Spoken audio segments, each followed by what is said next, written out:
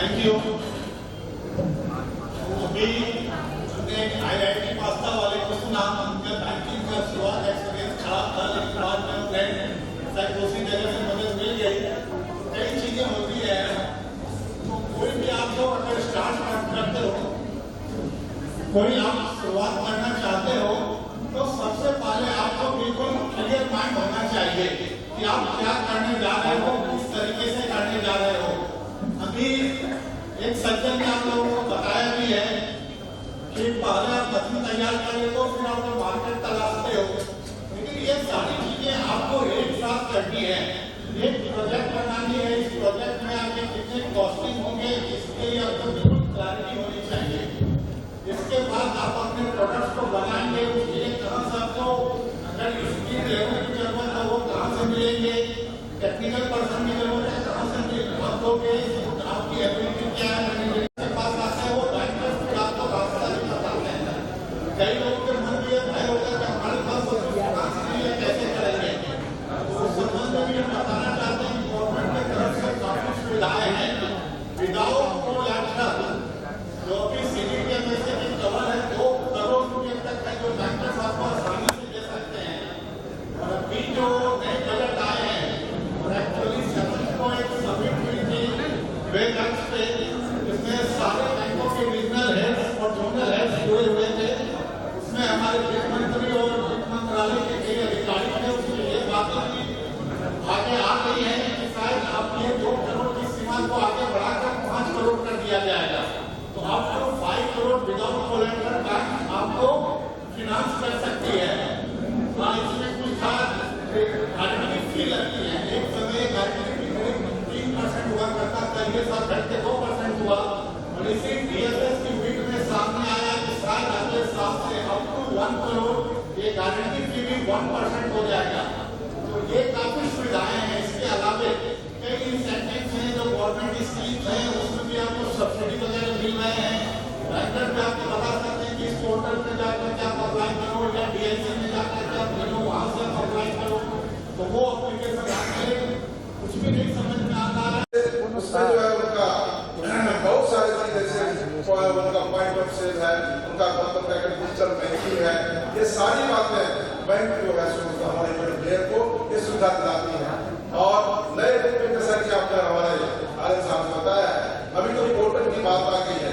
Portal में आप apply कीजिए और वहाँ अपना प्रोजेक्ट रिपोर्ट डाल करके और आप डालें तो निश्चित रूप से उसमें बैंक के पास आती है और आपको ज्यादा बोलने की जरूरत नहीं है। यदि वो समझता है, बैंक समझती है ठीक ठाक, तो उसको अपना सिविल स्कोर दे करके और दे करके सब्सिडी का दे करके वो बैंक फाइनेंस करती है।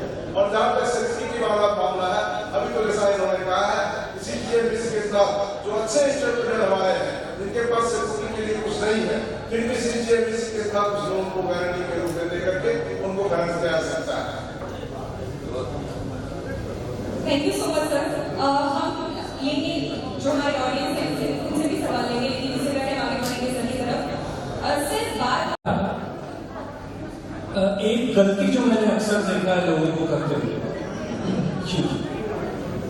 कि हर व्यक्ति चाहता है कि मैं हर कुछ करूं, या बिजनेस अगर मैं कर रहा हूं या कर रही हूं तो ऐसा लगता है कि उनका रोल हर जगह है। लेकिन ये बहुत जरूरी है कि आप जितनी जल्दी हो सके उन कामों को दूसरों को डेलीगेट करें जो आपका स्ट्रेंथ नहीं है। और बहुत सारे बिजनेसेस को मैंने देखा है स्ट्रगल करते हुए, क्योंकि जो बिजनेस सेक्टर है जिसे अभी डेवलप करना बहुत ज्यादा इम्पोर्टेंट है और बहुत सफल माना है। तो फाइनेंस सेक्टर जिसको स्टार्ट करना भी आसान है कम रिसोर्सेज में, वो काफी अच्छे से कर रहा है वो। लेकिन उसके साथ हमें थोड़ा सा टिप्स या सजेशन देना चाहूंगा कि कोई भी सेक्टर में जब हम करते हैं तो हमको उस समय ये सोचना चाहिए कि हम उसमें जीतने के लिए कर रहे हैं या करने के लिए कर रहे हैं। आई मीन टू से कि आप बहुत हड़बड़ी होती है, तो स्टार्टअप में बहुत जल्दी सब चीजों में चेंज करना है। तो preparation is very very important. Whatever you are doing, बहुत सारे सेक्टर हैं, कोई एक दो सेक्टर नहीं बोल सकते हैं। बहुत अपॉर्चुनिटी ग्लोबल लेवल पे और जिस तरह से ऑनलाइन बिजनेस फॉर्म माहौल है, तो अब ज्योग्राफिकल लोकेशंस कोई बहुत लिमिटेशंस नहीं रह गए, बहुत सारे अपॉर्चुनिटीज अवेलेबल है। इम्पोर्टेंट इज कि आप प्रिपरेशन में कितना ध्यान रखते हो। टूर्नामेंट खेलने से पहले जो आप प्रैक्टिस करते हो, जो आप प्रिपरेशन करते हो, that is very very important. The second thing theme देखा है, लेकिन एक बात जो इसमें मिसिंग है, निश्चित रूप से ये मिथिलांचल और मिथिलांचल हमारे गांव का क्षेत्र है। बहुत ही कम ही दरभंगा, मधुबनी, सहरसा ये सब हो सकते हैं, लेकिन इसकी जो आबादी है वो हमारे गांव में बसती है। और ग्रामीण अर्थव्यवस्था में ग्रामीण बेरोजगारों के पास ग्रामीण युवाओं की समस्या है, उस पर हमारी चर्चा कुछ नहीं है। मैं एक बात जो कहना चाहता हूँ, इंटरप्रेन्योरशिप की बात की, जैसा कि अभी इन्होंने टॉपिक में लगाया, और इंटरप्रेन्योर आखिर है क्या?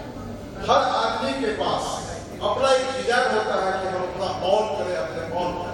एवरी मैन है डिजायर। निश्चित रूप से ट्रेनिंग के माध्यम से, प्रशिक्षण के माध्यम से अपने इंटरप्रेन्योरशिप जो है, जो लोगों के बीच में है, उसको निकाला जा सकता है। और इसके लिए खास करके ग्रामीण क्षेत्र की महिलाओं, ग्रामीण क्षेत्र के युवाओं के लिए मैं संजोग से मैं RCT का डायरेक्टर हूँ और मैं बोलने समय देना चाहता हूँ यदि आप कंप्यूटर को।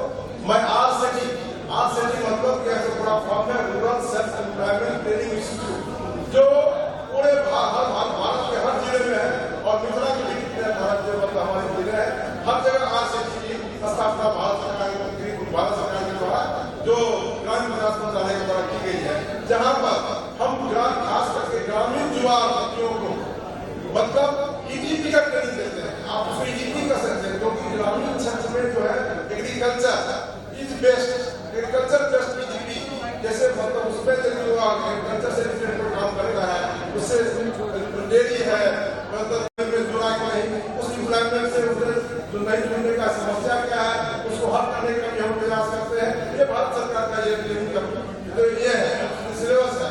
और साथ ही साथ जहाँ भी कैपिटल की जरूरत पड़ती है, यदि वो स्वरोजगार के लिए यदि अपने से हुआ पूंजी नहीं लगा पाया, तो हम बैंक के माध्यम से हम RCT जो है सो उसको हम लोग उपलब्ध कराते हैं। इस तरीके से हम ग्रामीण क्षेत्र के विकास के लिए हमें सोचना चाहिए।